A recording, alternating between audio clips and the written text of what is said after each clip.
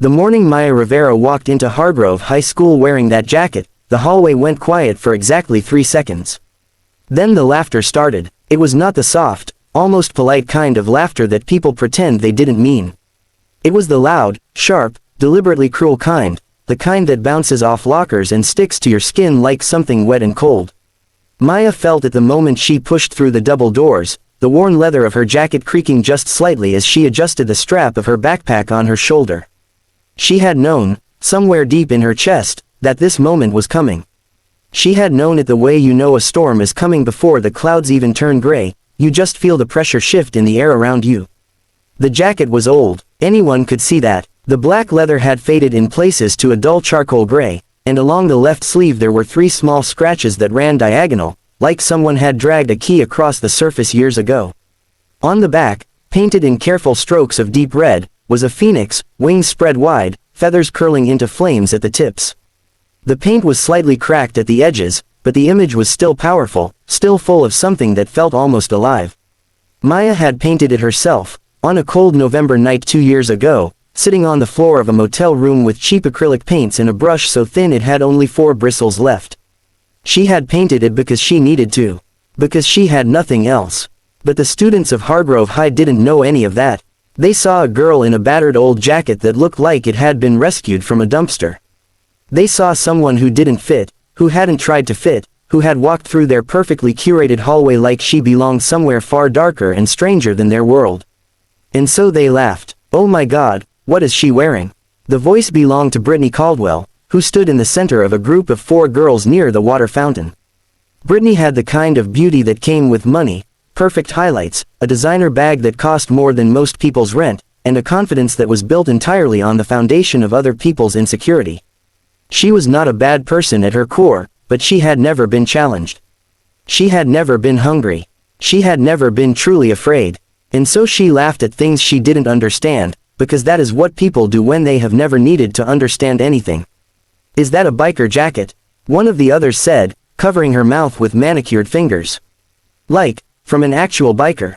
Like a grandpa biker. More laughter. It rippled through the hallway like a stone dropped in still water, spreading outward, touching everyone. Boys at their lockers turned to look. A group of junior boys near the gymnasium door started smirking. Even a few teachers glanced over, and then looked deliberately away, which was its own kind of betrayal. Maya kept walking. She did not look at the floor. She did not look at the ceiling. She looked straight ahead, at the far end of the hallway, at a point that only she could see, and she walked toward it with the same quiet steadiness that she had learned the hard way, over the course of a life that had asked far too much of a girl who was only 17 years old. Her name was Maya Rivera, and she had moved to this town 6 days ago with her aunt, Rosa, after a series of events that Maya still had difficulty thinking about in a straight line. Before Hargrove, there had been a different school in a different city. Before that, a shelter. Before that, a year of sleeping in the back seat of her mother's car, moving from parking lot to parking lot in the dark, eating granola bars and sharing a single bottle of water between 2 people. And before that, there had been a house, a real house with a real address and a bedroom with a window that faced a garden, and a mother who had been well, and a father who had been present, and a life that had felt like something worth living. All of that was gone now. Her father had left when Maya was 12. Her mother had become sick when Maya was 14, not the kind of sick that has a clear name and a treatment and a timeline, but the kind of sick that happens slowly, quietly, in the spaces between days, until one morning you realize that the person sitting across from you is not quite the person you knew, and you don't remember exactly when the change happened. Depression, anxiety, then the pills that were supposed to help and instead opened a door to something darker. Maya had tried to hold everything together for 2 years. She had cooked meals and kept the lights on by returning bottles for the deposit money and doing odd jobs for neighbors. She had kept her grades up because she understood, even at 14, that her grades were the only ladder she had access to in a world that had pulled up every other ladder around her. She had been 16 when Child Protective Services had finally gotten involved. She had been in the system for almost a year before her Aunt Rosa had come forward, a woman Maya had only met a handful of times, her mother's older sister who lived a quiet life in a small town and who had agreed to take Maya in not out of obligation, she had made clear, but out of love. "You are blood," Rosa had said, the first night Maya arrived with her single duffel bag and her jacket, standing in the small kitchen that smelled like cumin and warm bread. And blood does not abandon blood. Maya had not cried when Rosa said that. She had stopped crying a long time ago, not because she had stopped feeling, but because she had cried so much that her body had simply run out of the particular kind of energy that tears require.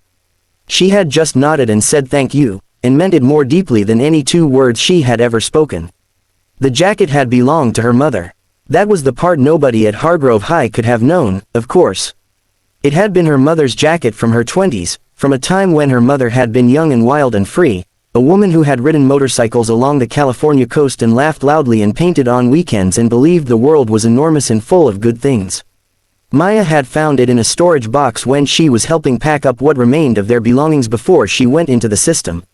It was the only thing she had asked to keep. The social worker had looked at the cracked leather jacket with barely concealed skepticism, but she had let Maya take it, and Maya had folded it carefully into her duffel bag and carried it with her through every temporary room, every shelter bunk, every backseat night since then. When she wore it, she felt her mother as her mother used to be. Not the broken woman she had watched disappear, but the bright, laughing, motorcycle-riding woman from the photographs.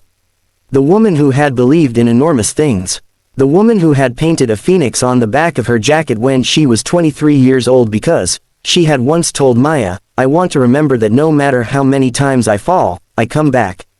I always come back. Maya sat down in her first class, AP English, and opened her notebook. The teacher, Mr. Callahan, was a tall man in his late 40s with reading glasses that he wore pushed up on his forehead and a habit of pacing when he talked, which Maya noticed immediately and found oddly comforting. He was mid-lecture when she arrived, and he paused only briefly to acknowledge her. With a nod before continuing. That was fine. Maya preferred not to be made into a show. What she did not prefer was Brittany Caldwell sitting 2 seats to her left, leaning over to whisper something to the girl beside her, both of them glancing at the jacket that Maya had folded over the back of her chair. Maya caught the words, goodwill, and, seriously though, before she chose to stop listening. She had learned this skill, the ability to selectively unhear things, as a form of survival. You could not let everything in. If you let everything in, you drowned. But even as she focused on Mr. Callahan's words, something was tightening in her chest. A slow, hot pressure that she recognized as the feeling that came before she lost her composure, not into tears, but into something colder and harder.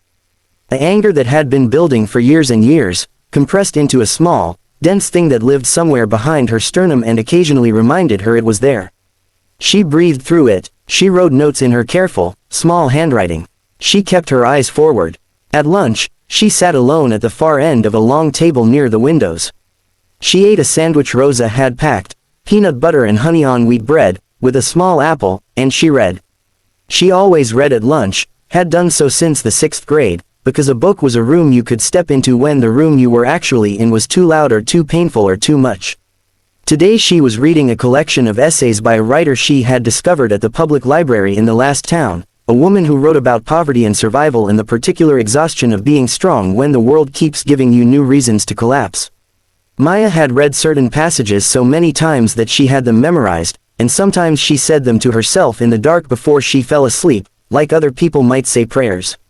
She was on page 47 when she became aware that someone had sat down across from her. She looked up. The boy was about her age, with dark eyes and the kind of face that looked like it might smile easily if it tried. He was not smiling right now, though. He was looking at her with an expression of careful, deliberate openness, the way you look at a situation you want to approach without startling it. I'm Daniel, he said. Maya looked at him for a moment. You know you don't have to do this, she said. He blinked. Do what? The new girl seems lonely, I'll be the nice person, thing. I'm fine. I actually like reading at lunch. Daniel considered this for a moment, then nodded. Okay, can I sit here anyway? My usual table is doing something I don't want to be part of. Maya glanced over his shoulder at the main cluster of tables and saw, without much surprise, that his usual table appeared to be Brittany Caldwell's table. She looked back at Daniel. What are they doing? She asked. He was quiet for a second. Making fun of your jacket, he said. And then, before she could respond, which is messed up, because it's actually a really cool jacket. The phoenix on the back, did you paint that? Maya looked at him carefully. People did not usually lead with honesty in her experience. It made her suspicious in the same way that sudden kindness always made her suspicious, not because she didn't want it, but because she had learned that things which appeared unexpectedly good usually had a cost she hadn't seen yet. My mom painted it, she said finally. Something shifted in Daniel's expression, a softening, almost imperceptible. It's incredible, he said. She's talented. Maya looked back down at her book. She said quietly. The word, was, dropped into the space between them like a stone into water, and Daniel, to his credit, did not ask the follow-up question that most people would have asked.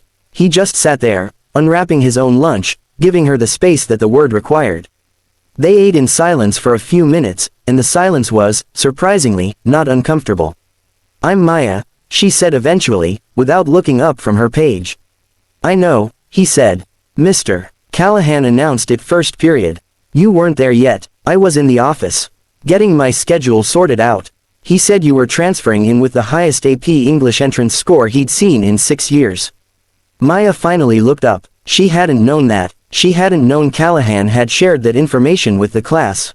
Something moved through her that was complicated, part discomfort at being made visible, part something warmer that she didn't immediately have a name for. He shouldn't have said that, she said. Probably not, Daniel agreed. But he did, and now everyone in that class knows you're not just the girl in the old jacket. He paused. They know you're the girl in the old jacket who's probably smarter than all of them. Maya looked at him for a long moment. Then, very slowly, and against her own better instincts, she almost smiled. It was not a full smile. She was too practiced in the art of not fully smiling to let it go all the way, but it was the beginning of one. The shape of it, without the content. That afternoon, in creative writing, an elective she had chosen because it cost nothing and required no textbook, the assignment was simple: write one page about an object that matters to you. Explain what it means. Make us understand why. Maya sat for a moment with her pen touching the paper, not quite writing. Around her, the sounds of other students settling into their work, pens scratching, chairs shifting, someone's phone buzzing on silent. Then she began. She wrote about the jacket. She wrote about her mother at 23, riding a motorcycle along the Pacific Coast Highway with the wind coming in off the ocean and everything ahead of her still possible. She wrote about the phoenix, why her mother had chosen that symbol, what it meant to be a thing that burns and comes back. She wrote about finding the jacket in the storage box, the way the leather smelled faintly of her mother's perfume even still, a scent she could not have named but would have recognized anywhere. She wrote about wearing it for the first time after her mother went away, standing in front of a bathroom mirror in a shelter and putting it on and feeling, for just one moment, like she was not entirely alone. She wrote one page, then she wrote another, then another. When the teacher, Ms. Chen, called time, Maya looked down and realized she had written 7 pages in 45 minutes without stopping, and her hand was aching, and her eyes were burning slightly at the edges, not with tears exactly, but with something adjacent to them. Ms. Chen collected the papers. Class ended. Maya walked out into the hallway, and Brittany Caldwell was there again, at her locker, talking to 2 friends. She glanced over at Maya and said something quietly, and the 2 friends laughed. Maya stopped walking. She had not planned to stop. She had planned, as she always planned, to keep moving forward to that invisible point at the end of the hallway. But something in her today, some combination of the essay she had just written, and the weight of every single day she had gotten through alone, and the particular sharpness of being laughed at in the hallway of yet another school she had not chosen to be in, made her stop and turn and look directly at Brittany Caldwell. Brittany noticed. Her laugh faded. The 2 friends went quiet. The hallway around them did that thing it does when people sense a confrontation approaching. Conversations dropped a register, heads turned subtly. Maya walked toward them, not fast, not aggressive, just steadily, the way she walked everywhere. She stopped a comfortable distance away and looked at Brittany with the kind of calm that only comes from having survived things that most people in that hallway could not imagine. I'm not going to make a scene, Maya said quietly. I just want to tell you one thing. And then I'm going to walk away, and you can do whatever you want with it. Brittany's expression was caught between defensiveness and something that might have been the very early stirring of shame. Okay, she said carefully. This jacket belonged to my mother, Maya said. She painted the phoenix on the back herself, when she was the age we are now, because she wanted to remember that she could always come back from the fire. She paused. My mother is in a treatment facility right now. She's been there for 8 months. I haven't been able to visit her because I don't have the bus fare and the facility is 300 miles away. I carry this jacket because it's the only piece of her I have with me right now. She held Brittany's gaze steadily. I'm not telling you this because I want your sympathy. I'm telling you because the next time you laugh at something someone is wearing, or carrying, or doing, you might want to consider that you don't know a single thing about why they have it. She turned and walked away. Her hands were shaking slightly inside her pockets where no one could see them, but her face was completely still. Behind her, she heard absolutely nothing. No laughter, no whispered comments, just silence. That night, in the small bedroom of Rosa's house that smelled like lavender and old wood, Maya sat on the edge of her bed with the jacket on her lap and her hands pressed flat against the painted phoenix on the back. Rosa had made soup for dinner, a thick, warm soup with vegetables from her garden, and they had eaten together at the small kitchen table and talked about small things. The town, the school, what Rosa's work week looked like. Normal things. Beautiful, ordinary, boring, wonderful normal things. Maya pressed her hands against the phoenix and thought about what normal felt like. She had been away from it so long that she sometimes forgot it was something she was allowed to want. But tonight, in this small room, in this small house, with the smell of soup still in the air and a woman in the next room who had chosen to love her, tonight, she let herself want it. Come back, she whispered to the painted bird. To her mother. To herself. We always come back. 3 weeks passed. In those 3 weeks, Maya learned the layout of Hargrove High the way she had learned the layout of every place she had ever lived. Quickly, precisely, with the particular attention of someone who needs to know where all the exits are. She learned which teachers were kind and which were merely competent. She learned which hallways were loud and which were quiet. She learned that the library opened 30 minutes before school started and that you could sit in the back corner between the biography section and the world history shelves and read in complete peace before the day officially began. She also, almost without intending to, began to be noticed. It started with the essay. Ms. Chen had returned their creative writing papers with comments, and Maya's had come back with a note that read, in small, even handwriting, "This is the most powerful piece of student writing I have read in 12 years of teaching. With your permission, I'd like to submit this to the Regional Young Writers Competition. Please see me after class." Maya had read the note 3 times, then folded the paper carefully and put it in the inside pocket of the jacket, close to her chest. She had seen Ms. Chen after class. She had given her permission. She had walked home that afternoon with something small and fragile and warm sitting in her chest that she was almost afraid to examine too closely, in case it turned out to be less real than it felt. Then there was AP English, where Mr. Callahan had assigned the class to read a selection of contemporary poetry and write a critical response. Maya's response had been, she knew, even as she wrote it, sharper and more considered than anything she was likely to be asked for at this level. She knew this not from arrogance but from the simple reality that she had spent years reading everything she could get her hands on because books had been the one consistent, available, free source of something that felt like safety. She had read widely and deeply and hungrily, the way people eat when they have been without food, not for pleasure alone, but for survival. And so when she wrote about poetry, she wrote from a place that was several layers deeper than most 17-year-olds had access to, simply because she had needed to go there. Mr. Callahan had read her response aloud in class. Not without asking, he had looked at her first, raised an eyebrow in a question, and she had given a small nod. And so he read it, and the classroom was quiet in the way that classrooms are not usually quiet, and when he finished he said simply, "This is what engaged, serious reading looks like," and moved on. After class, Brittany Caldwell had come to find her at her locker. Maya had seen her coming and braced herself, not externally, not visibly, but internally, the way you brace before something you're not sure of. But Brittany had not come to mock her. She had come to apologize. It was not a perfect apology. It was awkward and slightly halting, the kind that comes from someone who has had to work to locate her humility because she doesn't visit it very often. "I've been thinking about what you said in the hallway," Brittany had said, looking somewhere in the general vicinity of Maya's left shoulder. "About your mom, and the jacket, and I wanted to say that it was really crappy of me to laugh. And I'm sorry." Maya had looked at her for a moment. Then she had said, "Thank you for saying that." She had meant it. She had not forgiven entirely. Forgiveness, in Maya's experience, was a process, not an event, but she had meant the thank you. It took something to come back and say that. Especially in high school, where pride is currency and spending it costs a particular kind of courage. After that, things shifted, not dramatically. The hallway did not suddenly part like a sea, nobody started applauding when she walked in. But there was a change in the quality of the air around her. People looked at her differently.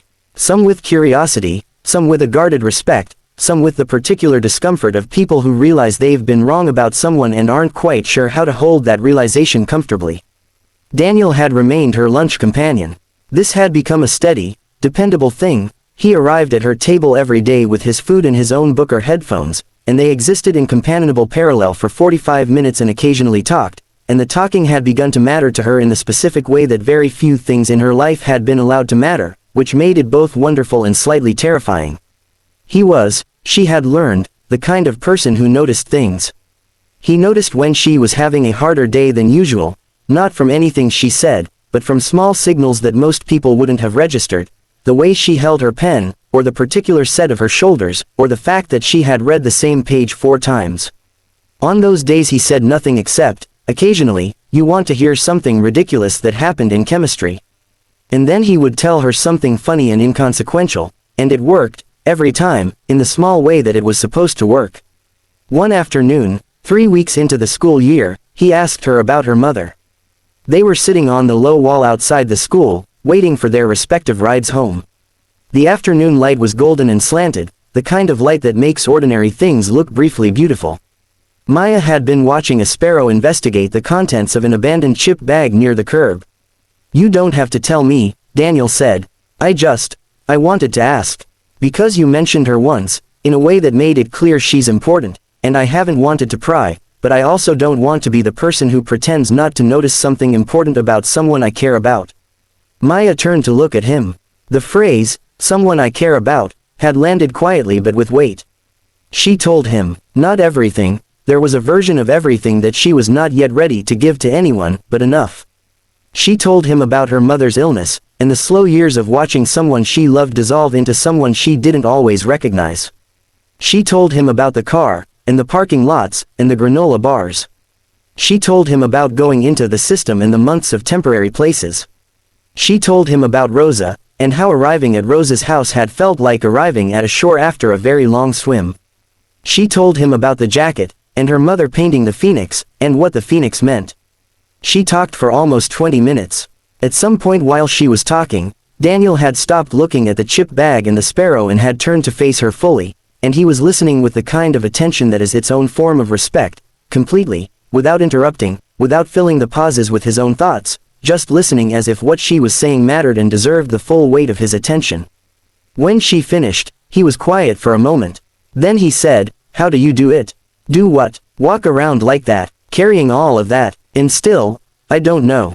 Still read, still write, still show up." Maya considered this, because the alternative is not showing up, she said. And I refuse to not show up. I have refused it consistently for years. I intend to keep refusing it. He nodded slowly. The Phoenix, he said. The Phoenix, she agreed. The regional young writers competition results came on a Tuesday morning in October. Maya was in the library, in her usual corner, when Ms. Chen appeared around the edge of the biography shelf looking slightly breathless and considerably delighted. "You won, Ms. Chen said. She then apparently felt this was insufficient and added, "First place. Out of 347 entries from across the region. You won, Maya." Maya sat very still for a moment. Then she stood up and she pressed her hands flat against the jacket, against the phoenix on the back, which she was wearing, which she always wore, and she breathed. "Maya." Ms. Chen's voice was gentle. "Are you okay?" "Yes," Maya said, and then, quietly, surprising herself, "I want to call my aunt." She called Rosa from the hallway outside the library, standing in the morning quiet before the school day properly began.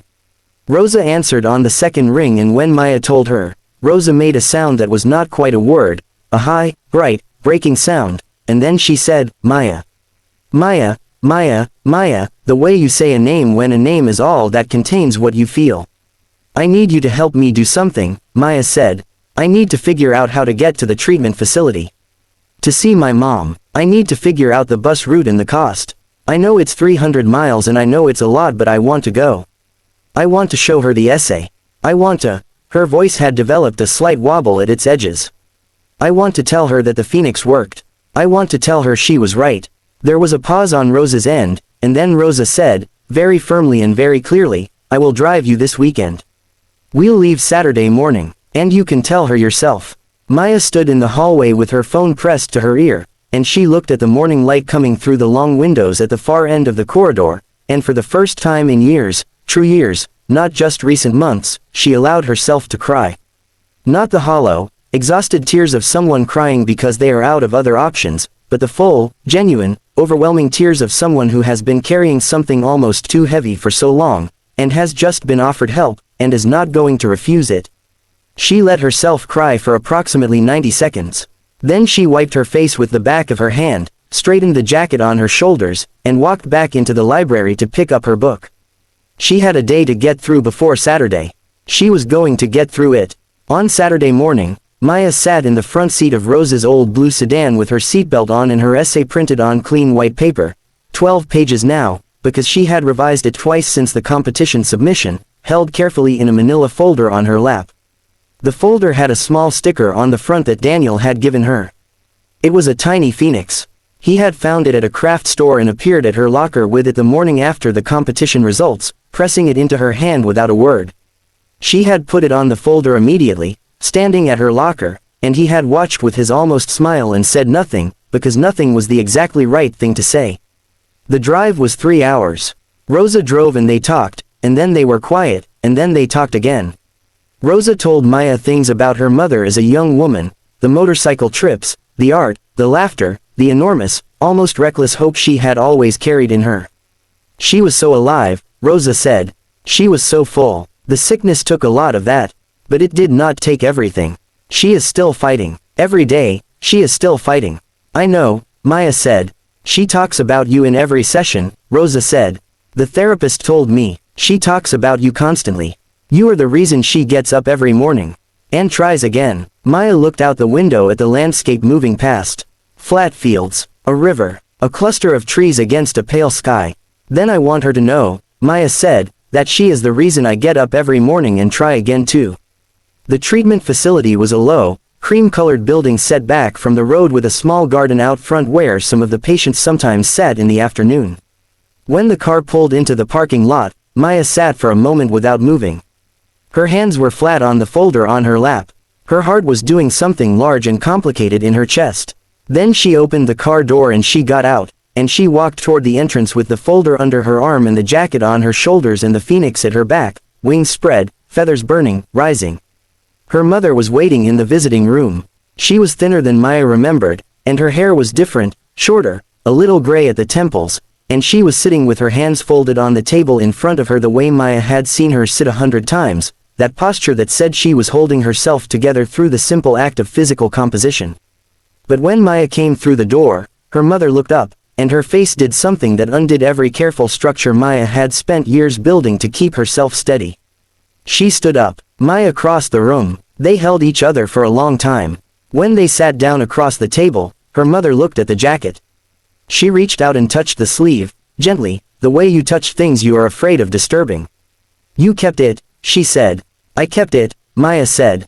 I painted that phoenix, when you were 23, on the California coast, because you wanted to remember that you always come back. Maya looked at her mother steadily. I know, Mom, I know the whole story.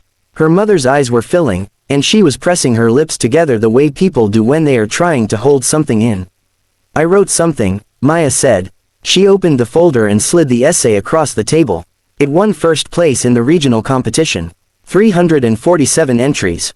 She paused. It's about the jacket. It's about the phoenix. It's about you. Her mother looked down at the pages. She read the title. Her hand came up to cover her mouth. You don't have to read it now, Maya said. You can take it with you. But I wanted you to have it. I wanted you to know that everything you taught me, everything you were before you got sick, it stayed. It's still here. She touched the jacket. It's all still here. Her mother picked up the first page. She began to read, and as she read, Maya watched her face, and what she saw there was not pity, and not grief, but something rarer and more important than either of those things. She saw recognition. She saw herself being seen by the person who knew her first and best and most. She saw her mother, underneath the sickness and the years of hardship, come briefly and powerfully forward, the laughing, motorcycle riding, phoenix painting woman who had believed in enormous things, and look at her daughter and see something she recognized. "You're exactly who I always knew you'd be," her mother said finally, softly, looking up from the pages. Maya held her mother's gaze. "I learned from you," she said. "Even the hard way, especially the hard way." On the drive home, as the 3 hours of road unrolled before them and the sun dropped lower and turned the sky that particular shade of amber that seems to exist only in the late afternoon of days that have been too important to hold, Maya rested her head against the window and held the empty folder against her chest and breathed. The essay was with her mother now. The folder, with Daniel's Phoenix sticker, sat in her lap, lighter than before. At school on Monday, Brittany Caldwell stopped Maya in the hallway. Not to apologize again, that had already happened, that chapter had already been written. She stopped her to say something different. "I heard about the writing competition," she said. "Congratulations. Seriously." Maya looked at her. "Thank you. Can I ask you something?" Brittany said, and there was something in her voice that was different from her usual register, something quieter, less armored. "How do you not let things get to you? Like, how are you so?" She searched for the word. "Steady." Maya thought about this for a moment. "I'm not always steady," she said. "I'm just always moving. There's a difference." She adjusted the strap of her backpack. "When you can't stay still in one place, you get very good at moving through things instead of around them." She walked on. Brittany stood behind her in the hallway and said nothing, but Maya heard, in the quality of that silence, that the question was still working in her. That it would keep working for a while. That was enough. That was more than enough. The hallway was loud and crowded and smelled like too many people in too small a space. Maya walked through it in her mother's jacket, the worn leather, the faded black, the cracked paint, the phoenix rising in deep red across her back, and not one person laughed. And in the grand total of things, in the full weight of her 17 years on this earth, that was not the thing that mattered most. What mattered most was the folder on her desk at Rose's house. What mattered most was the essay in her mother's hands in a visiting room 300 miles away. What mattered most was a woman reading 12 pages about a phoenix and recognizing herself in every word. What mattered most was the fire, and the rising. That is always what matters most.